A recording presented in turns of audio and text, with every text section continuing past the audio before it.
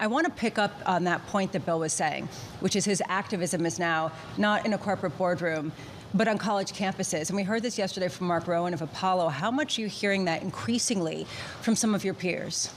Well, there's no doubt that Bill Ackman doesn't need to be an activist in investing anymore because, as he said in the interview, he wasn't that well known when he was an activist, and therefore he had to get attention, and doing activist kind of things got people's attention. Now he's pretty well known, so he can avoid that part of his investing process. In terms of college and Harvard, he has been very active with his letter to Claudine Gay, and Mark Rowan has been very active at Penn as well. And a number of other business people have been active. There's no doubt that there's a lot of concern in business, but other communities about what's going on college campuses. And as we all know, it's not a pleasant situation to be a Jewish student in some campuses these days, or to be a Muslim student in some campuses has been a problem as well. So I don't think there's a perfect answer. We're not going to solve it overnight. It's going to take some time for all these colleges to kind of figure out what the right balance is. Do you get a sense that there is something specific that people are asking for that goes beyond a statement on anti-Semitism or Islamophobia and goes more to the nature of conversation at certain universities? Well, at certain universities, I would say on the far left or far right, there's not a lot of room for people who disagree. Some campuses are far left, some are maybe more conservative, and people who disagree with the conventional or the majority view don't get the kind of support that they might want to receive from the college presidencies or universities in some cases. Harvard is seen by people in Congress who said yesterday in the hearing that is seen as far left. Maybe it is, maybe it isn't. I was on the board of Harvard for many years, and I think Harvard tries to do the best it can, but it's a very large campus, very diverse. The president of the university has done as good a job as she can in a very short period of time dealing with these issues, but nobody is going to be able to solve this problem overnight. You're also on the University of Chicago board, and full disclosure, I attended there, so if I'm biased, I just want to be completely transparent.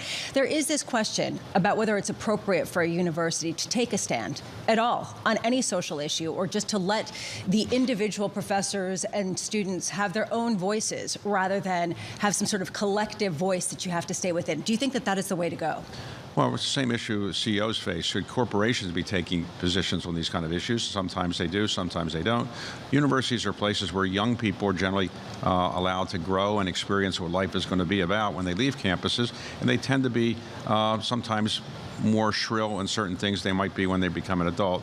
I think at the University of Chicago, we've had a long-standing 100-year policy of basically letting people say what they want, as provided that they don't do anything that harms anybody else or incites violence. But there's been a lot of free speech at the University of Chicago, and I think that's a great tradition there. Do you think that going forward there's going to be any change in response to some of the pressure? Given the pressure that we have seen now, I suspect something will happen, but I don't know that Congress will do anything. I think the university boards are probably going to be more sensitive to these issues. There is going to be more security for certain students there, for sure, but I think there'll be more of a move towards a University of Chicago approach where more people are allowed to say what they think without feeling that if they say something that's unpopular, they'll be criticized or harmed physically. Just besides this particular issue with Bill Ackman, he's also been vocal about investing in treasuries, just to shift a little bit to the investment side. And I am curious if you're starting to hear this more, that certain hedge funds that maybe are struggling to get an edge in public markets are just making bold trades on the path of interest rates. How much are you hearing that? Well, Bill Ackman said in the interview was that he generally doesn't make big macro bets. That's not what he generally does. He generally makes bets on companies. But in a couple of times in his history, he has made macro bets, and some have worked out extremely well. And he's made one not too long ago where he made a couple $2 billion, I guess it was a $2 billion profit on a relatively modest investment in a relatively short period of time. That's hard to do. This time he's made a bet, in effect, that the Treasury rate will go down, or the interest rate will go down. The Fed will lower interest rates sooner than the conventional wisdom thinks. And I assume he's structured it so that if they do, he'll make a fair amount of money. And I'm assuming that right now he's pretty happy with what he's seeing because the market's coming along to his view. The conventional wisdom today is that the Fed is likely to cut interest rates sooner than maybe people thought a month ago. Right now, I think the Fed doesn't want to get into the election season, so if they're going to cut rates, they're probably not going to do it too close to the presidential election, so they probably would have to do it sooner.